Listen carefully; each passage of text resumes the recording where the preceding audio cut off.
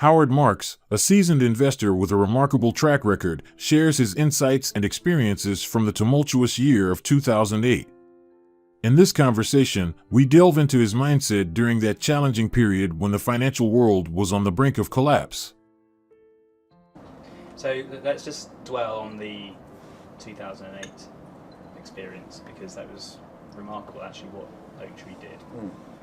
So Lehman just collapsed. You had $10 or $11 billion on the shelf ready to deploy, and you did deploy it at the rate of $500 million a week for 15 weeks. Right.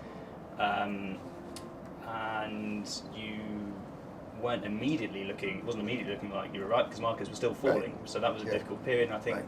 you even perhaps had to go back to co-investors to convince them that you should continue, perhaps raise more money. Did you ever have a crisis of confidence and think that perhaps you weren't getting it right? What was the mindset at that time? Well, Max, I don't remember having a crisis of confidence.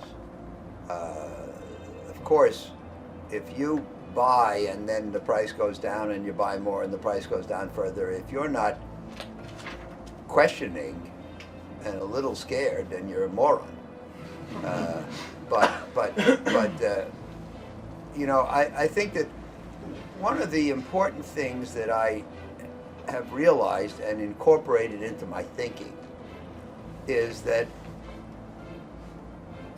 you're never going to get it exactly right. Sometimes, if we're lucky, we know what's going to happen.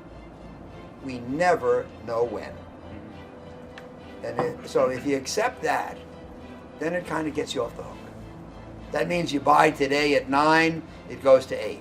You buy more. You buy at 8, it goes to 7. You buy more. You don't say, oh my God, I bought at 9 and it went to 8. I must be a moron and I must be wrong. You understand that the nature of this. And you know, Warren Buffett says, I like hamburgers, and when hamburgers go on sale, I eat more hamburgers.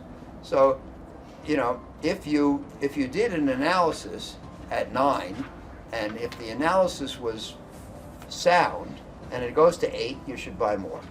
Howard Marks, during the 2008 experience, maintained a resilient mindset despite facing challenges. He acknowledged the uncertainty of market timing and the inevitability of occasional price declines. His approach was to continuously reassess and adjust his investments based on sound analysis rather than being deterred by short-term fluctuations. This pragmatic perspective is in line with Warren Buffett's analogy of buying more hamburgers when they go on sale. Now, of course, in our business, there's always the question of when does resolve turn into hubris, and there's no easy answer. But it always goes back to rechecking your analysis, and ultimately to your analysis being correct. Which, of course, it's your analysis. You always think it's correct, but you have to be very vigilant, and you have to believe that it's correct for good reason. But you know, I wrote a memo. You probably, since you know them all, you know, I wrote one in, I think it was February of 16, called "What Does the Market Know?" And see, what happened is in 16, the market got off to its worst start in history, and it was really collapsing, all markets. And so I wrote a memo called "On the Couch," because I said that every once in a while the market needs a trip to the shrink, and that it was really the victim of irrational fear. So I went on Bloomberg the next day. Usually when I put out a memo, I go on Bloomberg the next morning, and the hosts kept peppering me and saying, well, stocks are collapsing. Isn't that a sell signal? Isn't that a sell signal? So I went back to my office and I wrote a memo that day called "What Does the Market Know?"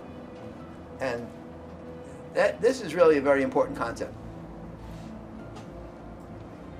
The market is supposed to be efficient, know everything. We know it doesn't know everything.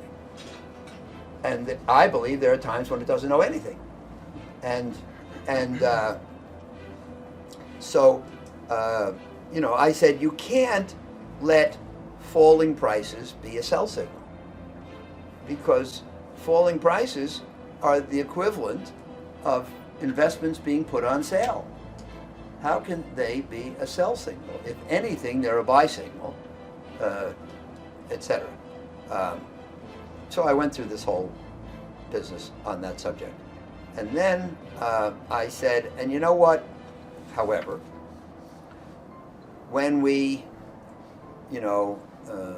bought high yield bonds in 1990 when they were collapsing, and when we sold into the tech bubble in 99, and when we bought in the period you're describing, etc. I never want to give anybody the impression that we don't do it with trepidation. You can have, if you have great advantages, you can have a strong intellect, and you can act on the basis of your intellectual analysis, and you can control your emotion. But that doesn't make you right. And there's always the possibility that you're wrong, and we must bear that in mind. And so, and since we're only human, when we do these things, when we buy in October '08, it terrifies us. But if you think about it, buying at the low point has to terrify you.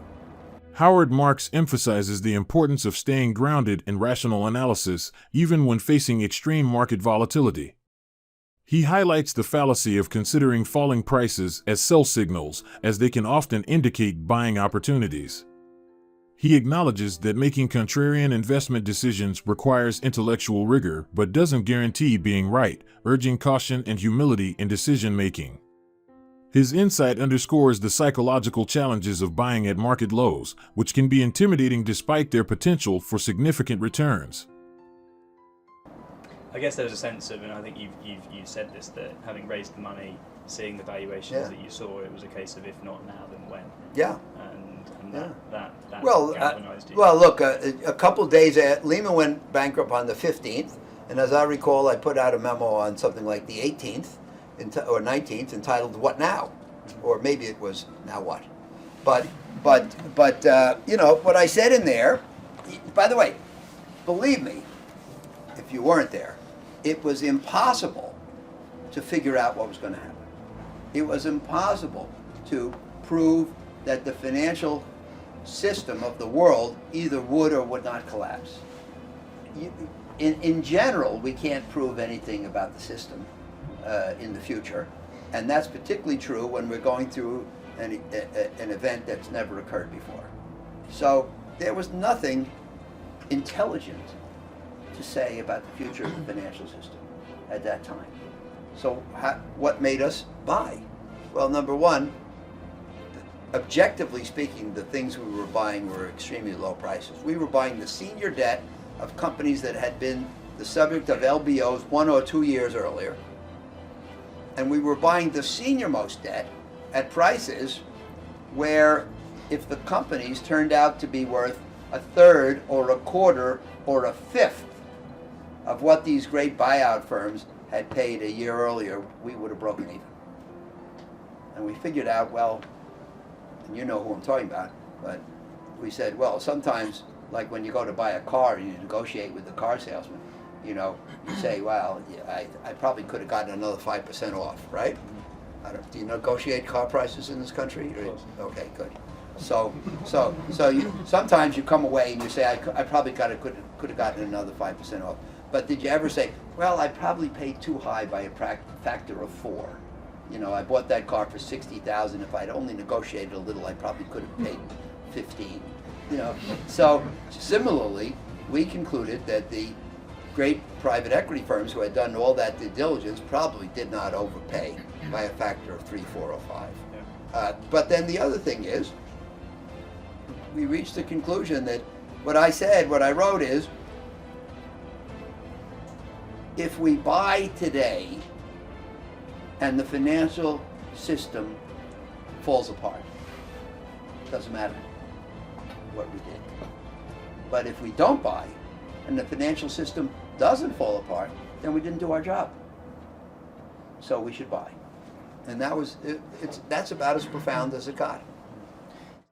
In reflecting on his actions during the 2008 financial crisis, Howard Marks emphasizes the importance of intellectual analysis, emotional control, and the acknowledgement of uncertainty in investment decisions. His perspective serves as a valuable reminder that sometimes, in the face of adversity, calculated risks can yield significant rewards in the long run.